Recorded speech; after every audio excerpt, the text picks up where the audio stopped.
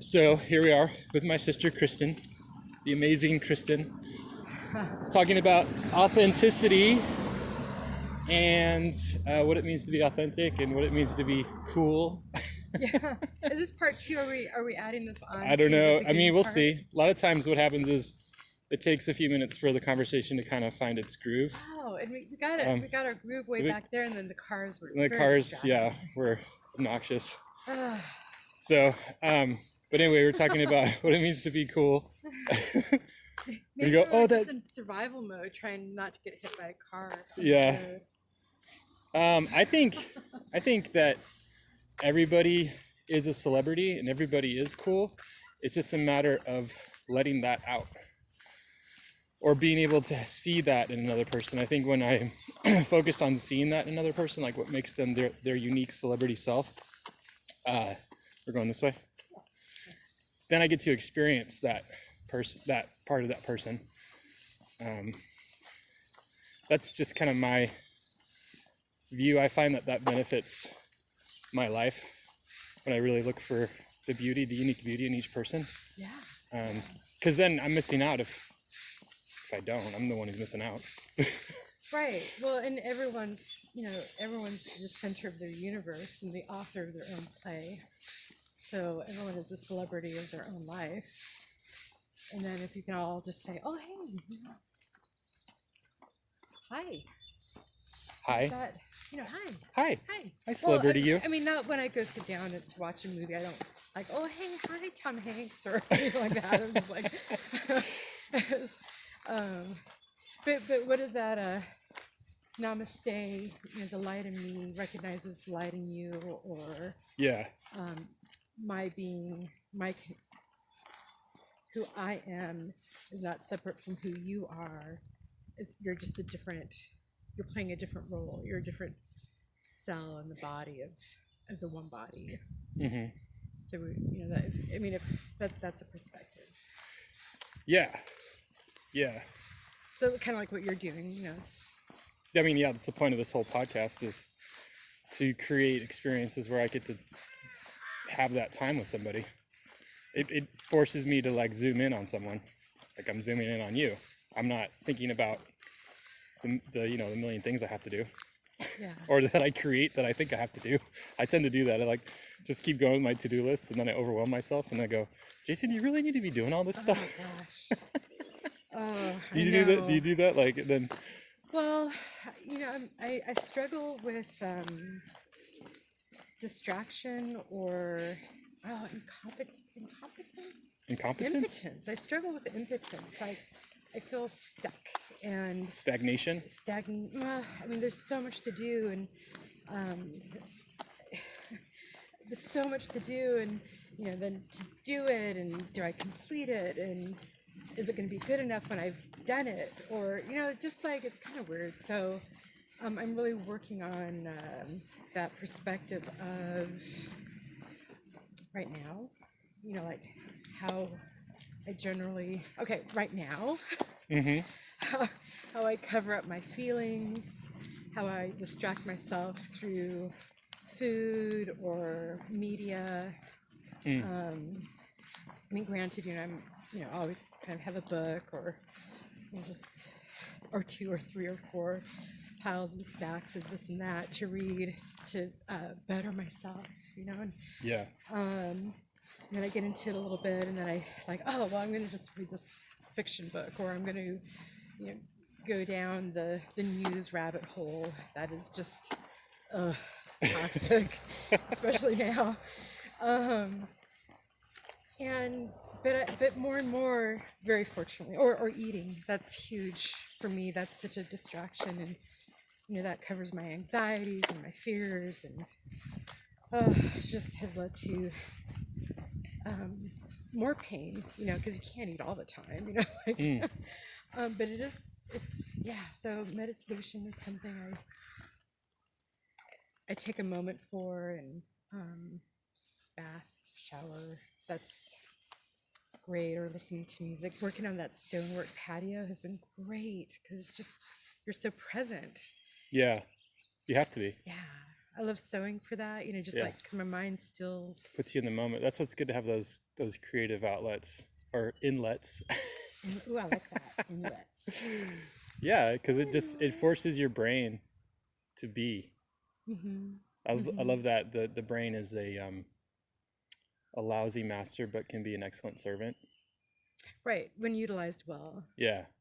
And I still struggle with how to best utilize my brain Mm-hmm. and timing Yeah. and focus and where I want to put my energy. So, for example, teaching myself ukulele has been fantastic because I'm doing the same thing, over and over again, trying to get my fingers on the little strings in a specific way. And oh man, that's been fantastic because my mind is still, and I find I'm so much more at peace when I can just still my mind. But it's like how to effectively do that as well as accomplish all the tasks that need to be done as well. Yeah. So like if you're what we were watching last night, Midnight Gospel. The Midnight Gospel. Yeah. Oh my golly! That was amazing. Thank you so much. I was thinking about it awesome. all morning. Like, it sticks with you, the imagery and the conversations. It's a pretty interesting show. Very. And you definitely want the visuals were just so so out there. Yeah. But I just wanted to listen to the words more fully. Like, oh, I could listen to this again. What I can repeat that. And who I can't remember who the guest was, but talking about magic, and magic is focus, really. Focus with intent. Yeah. And when we create something, we have an intent, we put our energy into that, and like magic, it's created. Yeah. It just come to fruition. Yeah, the brain is so powerful. It's like a master computer, or like an elephant that if it's not tamed, it will just romp around. But if you put it in a direction, it like in motion, it's an elephant that can't be stopped. Like if you focus it, right? And so I think disassociating ourselves from our brain and seeing it as this powerful tool, the potential is untapped. Yeah.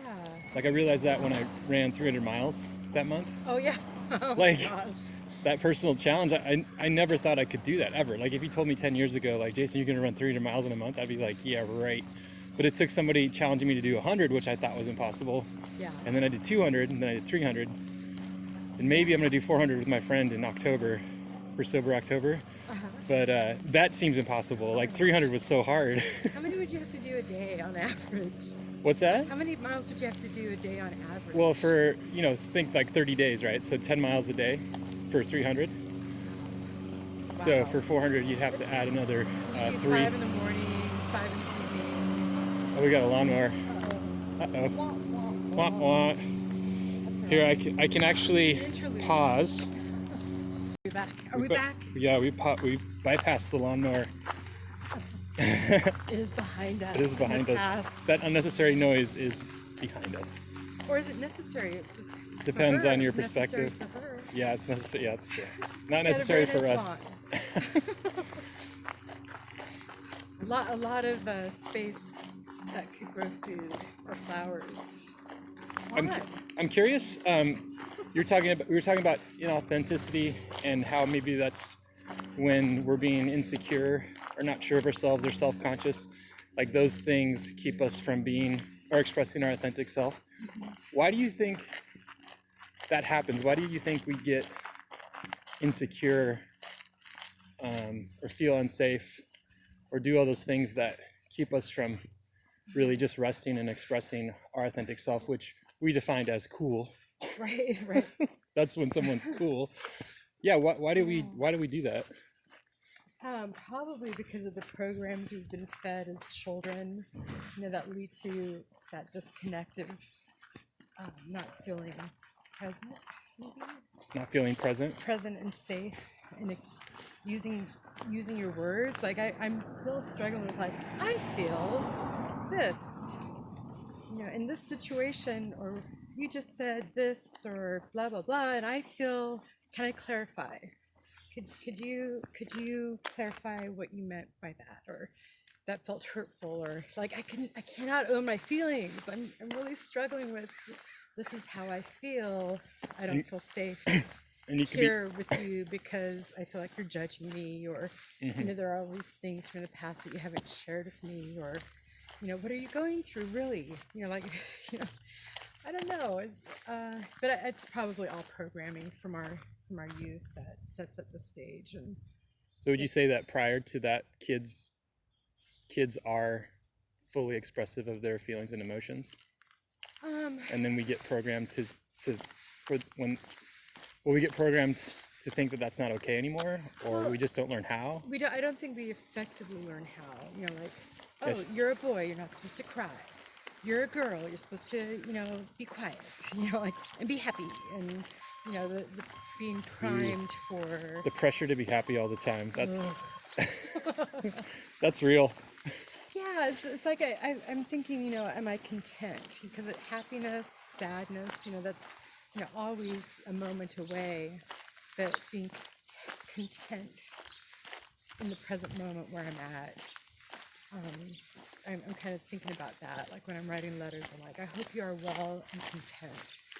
I don't say, oh, I hope you're happy, because I hope you're happy, but that's not. That's not realistic. It's not, yeah, and it's not it's a fleeting moment. Oh gosh, what was that? Krista Tibbetts on Being, and she interviewed someone, and his perspective was time is measured in moments, time is measured in heat, or something. So it's like, well, I was happy last night when we sang happy birthday to Susie, and I was happy when I was, yesterday I had happy moments,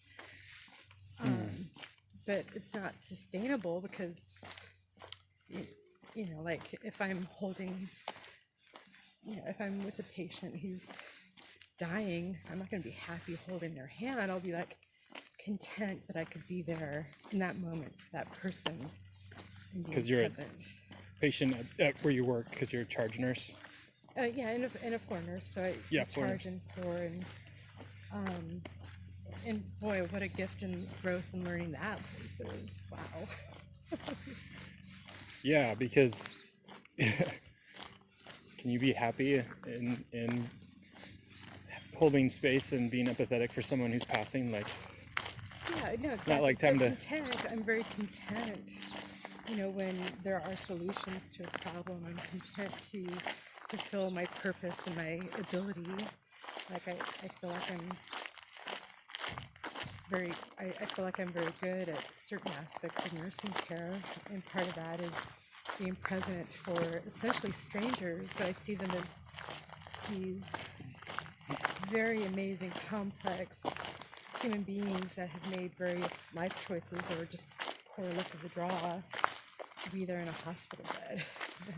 Yeah.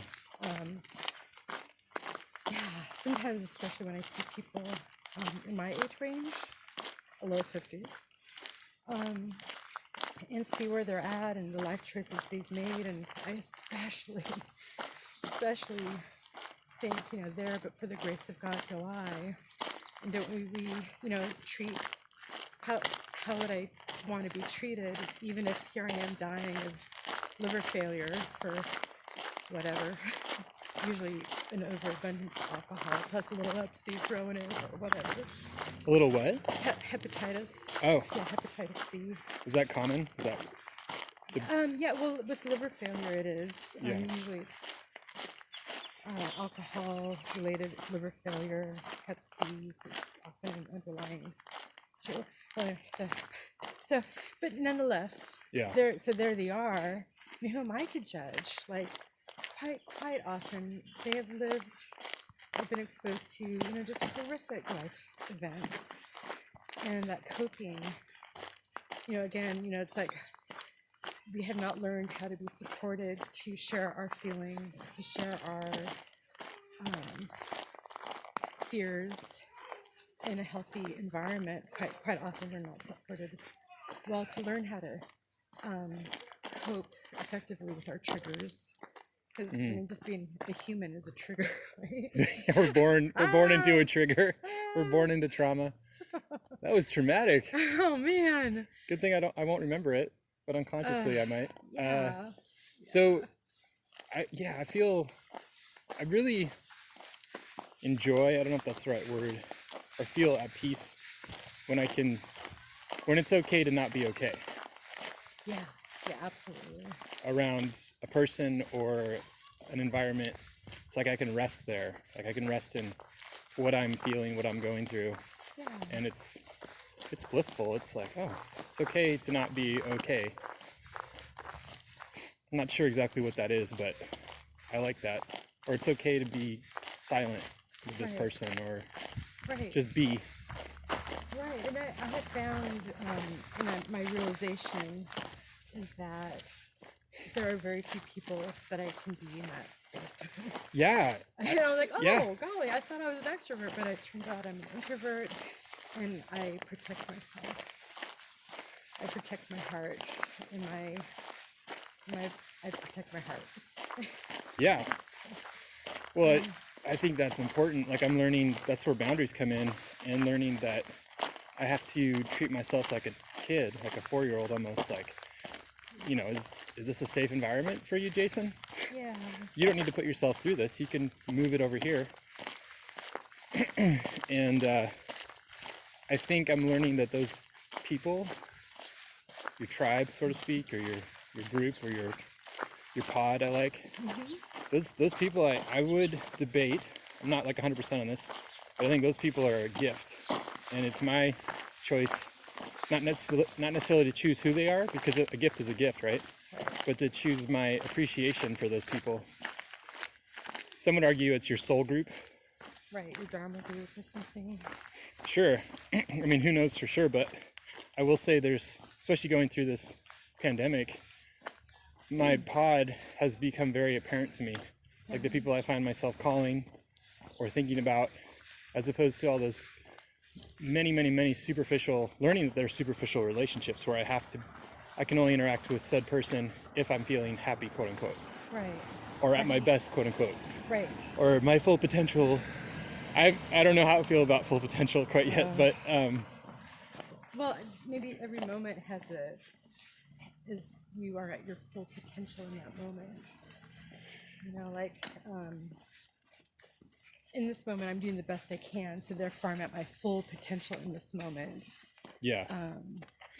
But I know it's like, oh, this is the group that I do this with, and this is the group I do that with, and as I'm getting older, it's merging more and more into, you know, smaller but heart strong set of interactions that I have. I mean, Sam and Hannah, bar none. Yeah.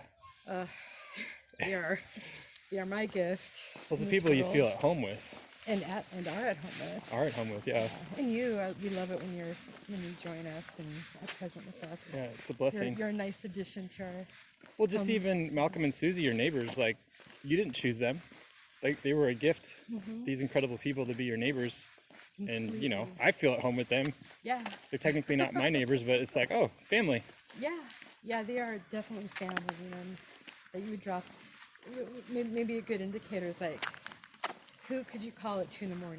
if you needed help? Who would you willingly drop everything for if they needed help? Well, I mean, ultimately, anyone. If someone called me at 2 a.m. and any person that I knew or didn't know. But there's probably a priority list, like you would call this person before this person. Oh, yeah. Yeah. And it's tricky because we think of ourselves as so self-sufficient. Well, then I think, like, you know, I feel guilty, like, oh, I wouldn't necessarily want to go help that person out because I have all these other people in my pod.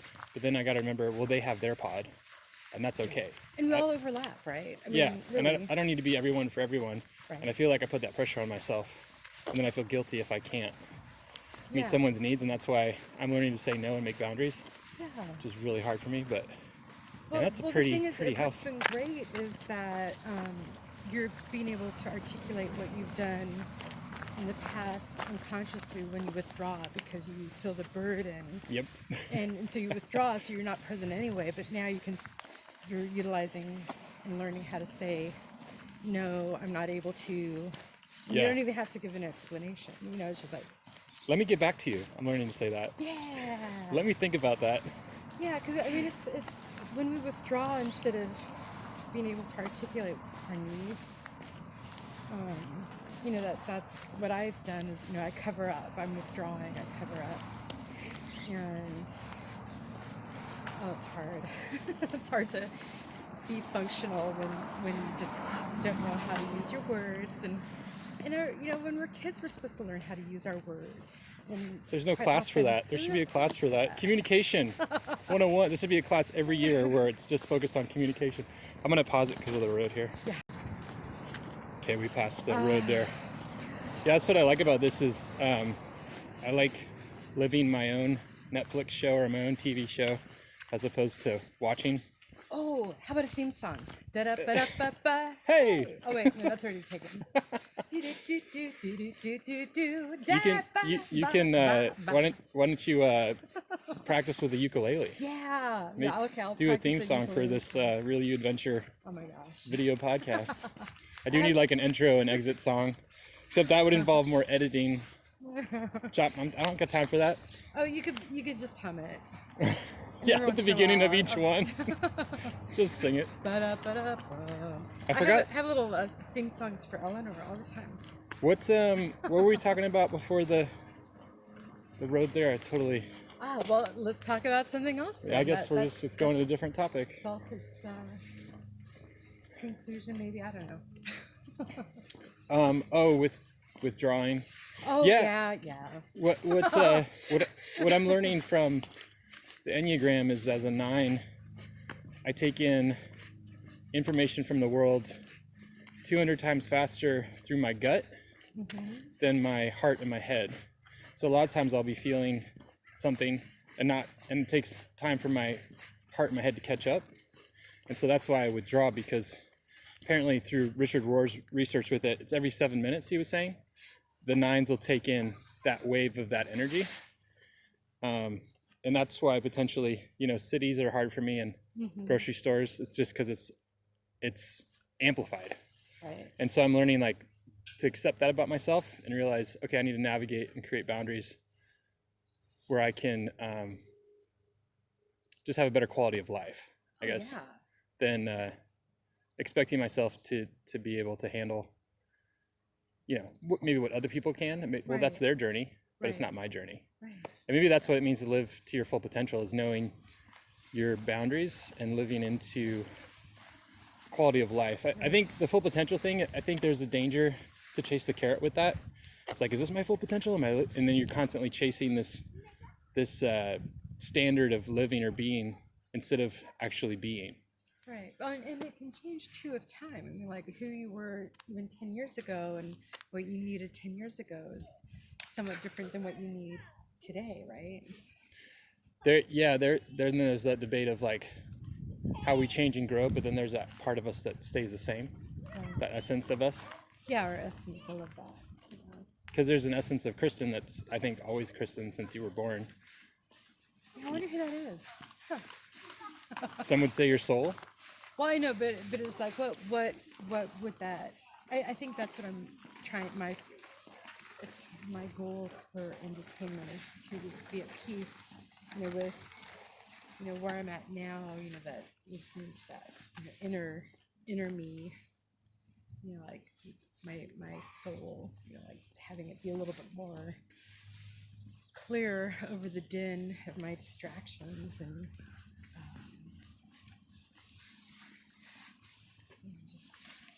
What's the term on, how we've been programmed, to fit into our society, to cope with whatever trauma, who would I be if I had a stable childhood? Who knows? Maybe I have no idea. Maybe I'd be, smarter, more successful. That I did quotations, successful, because I mean, actually, at the moment, I feel pretty successful. I feel so grateful for Yeah, who defines that, the right? life that I'm in right now, because it's not going to be any different. It could be different tomorrow, but it's not going to be different in the past. Yeah.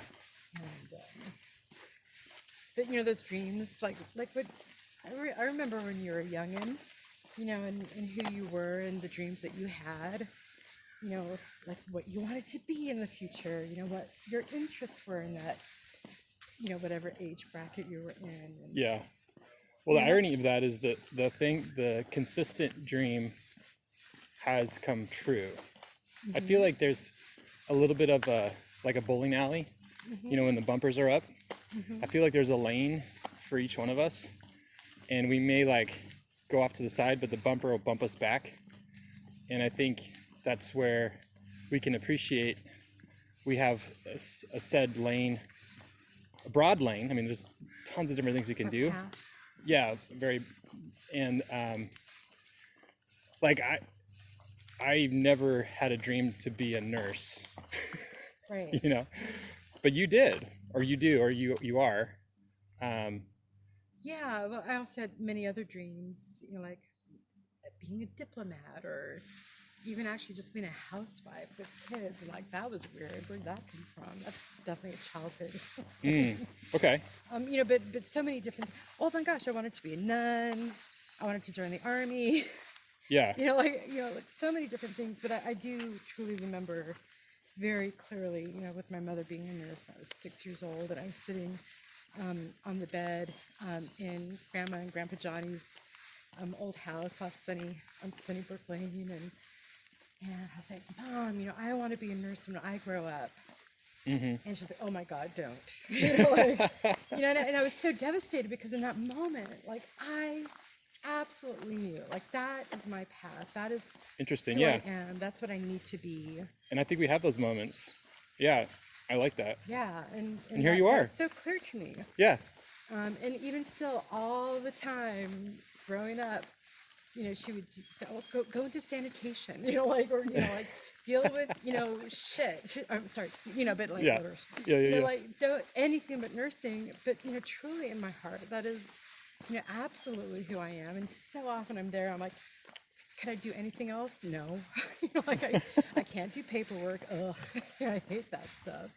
And to just be a nurse, I mean, and of course that being a nurse encompasses so many different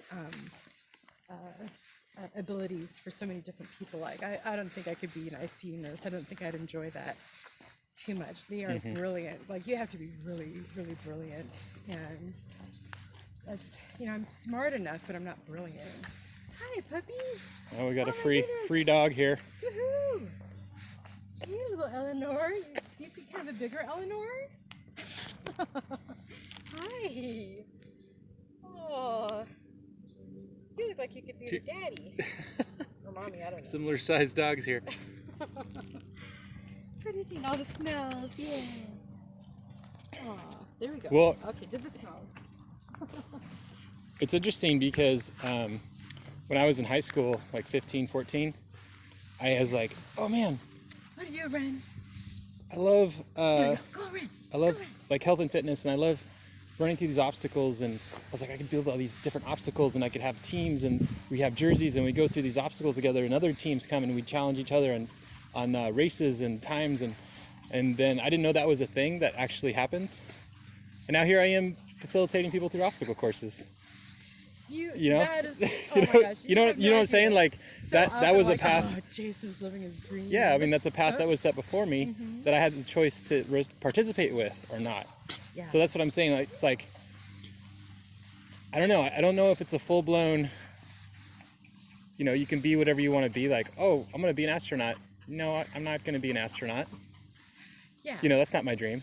I mean, so I that think was our a dream. fleeting moment of like, could I? You know. Yeah, but I maybe think that's what I'm it, saying is I think it's a participation with, like, your destiny chooses you, and you can choose to participate in it or not. Is I guess what I'm saying. So I'm only slightly distracted by Eleanor getting the zoomies. Oh, that's fine. We're gonna. This ends every 30 minutes, so we're